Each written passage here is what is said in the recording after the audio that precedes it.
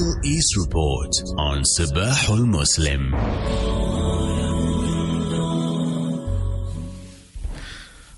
James, good morning, and thank you so much for joining us on Radio Islam International. Good morning. It's always a pleasure to be with you. Let's start off with Israel and Gulf states differ on revival of Iran nuclear accord.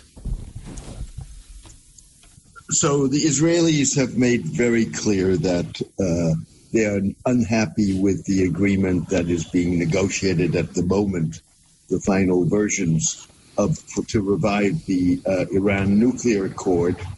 And in fact, the Israeli National Security Advisor was in Washington this week to try and negotiate with the Americans, and walked away from that with not an agreement to accept the Israeli objections, but in any case to try and alleviate and accommodate the Israelis.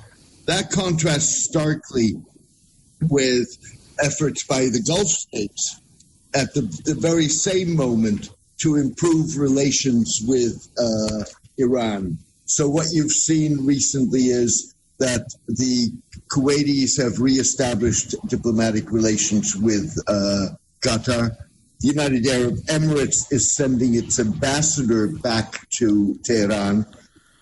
Both states, along with Saudi Arabia, had broken off relations with Iran after the ransacking of the Saudi embassy in 2016 in response to the execution of a Shiite cleric in Saudi Arabia.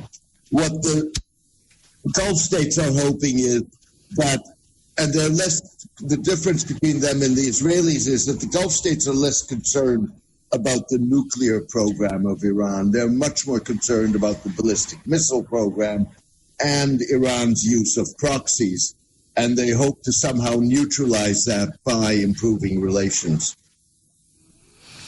Okay, now maybe you can tell us about the UAE outcompeting Qatar and Turkey in Afghanistan. the UAE's interest in Afghanistan, something very concerning. Indeed, and it goes back to contradictions within UAE foreign policy, if you wish. What has happened in Afghanistan is that Qatar and Turkey emerged from the U.S. withdrawal as the seemingly strongest Middle Eastern players in Afghanistan.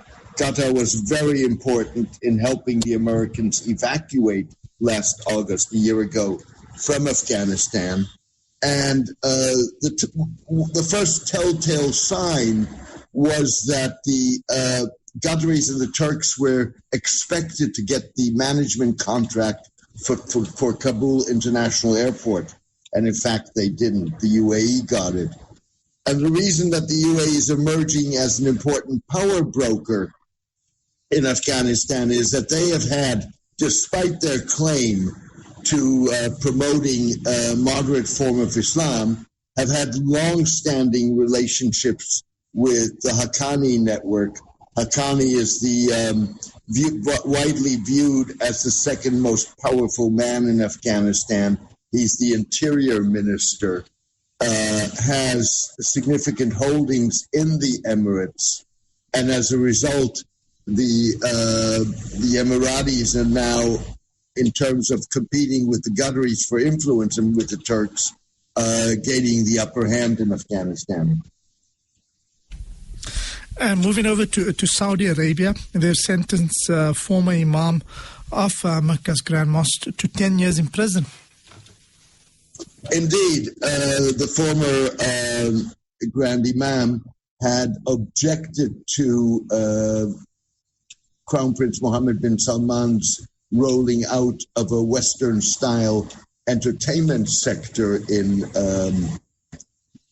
Saudi Arabia, and he was charged as a result of that.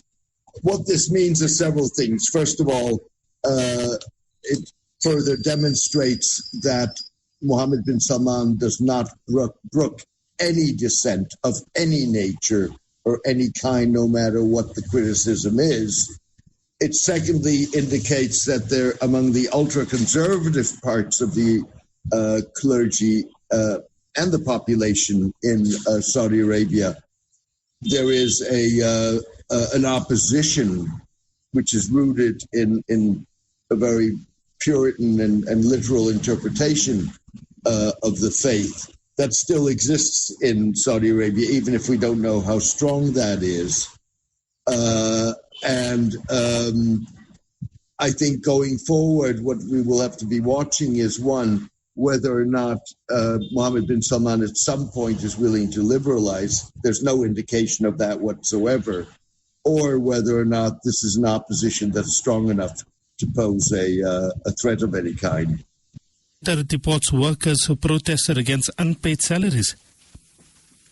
So you've had the situation where a subcontractor on the World Cup-related projects had not paid its workers for months. And as a result of that, the workers went on strike. Now, Qatar, with all its liberalization of the kafala, the sponsorship regime, and the labor improvement of the labor conditions, does not tolerate demonstrations, does not tolerate protests. The fact of the matter is that this was a very specific protest. To be fair, the Qatari authorities are stepping in to make sure that those salaries are paid. But at the same time, they are penalizing workers who participated in the strike by expelling them. And that's not very good optics 3 months before the World Cup. A range of topics. It's been very, very interesting listening to you this morning, and we hope to chat again soon. I look forward to that. Thank you for having me. Thank you so much. So that was James Dorsey with the Middle East Report. Now, listeners can subscribe to James's newsletter, his blog. It's called The Turbulent World of Middle East Soccer. That's the name that he gives it. You can check some of James Dorsey's articles on there.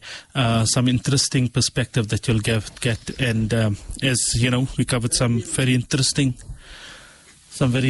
topics here on the on this Middle East report as well. The Gulf states with Israel, the differences there, the UAE and Qatar, Saudi Arabia sentencing a former imam to 10 years in prison, and the reasons why Qatar have, threatened to deport some of their workers that were not paid salaries. They protested, but they will be deported.